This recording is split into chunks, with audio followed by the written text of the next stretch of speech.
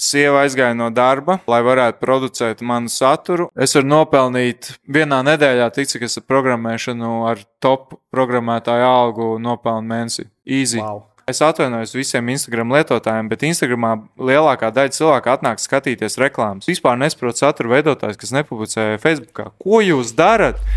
Programmētājs Elvis Strasdiņš strādājis daudzos Latvijas un starptautiskos uzņēmumos. Izstrādājis gandrīz visu, sākot ar mājaslapām, dažādiem digitāliem risinājumiem, aplikācijām, bet spēles viņam patīk taisīt visvairāk. Tādēļ viņš izveidoja savu spēļu uzņēmumu un Latvijas spēļu izstrādātāju asociāciju. Salīdzinoši nesen Elvis pievērsās satura veidošanai un ieguva popularitāti, izglītojot cilvēkus par dažādām krāpniecības schēmām, kā arī asprātīgos veidos čakarējot krāpniekus.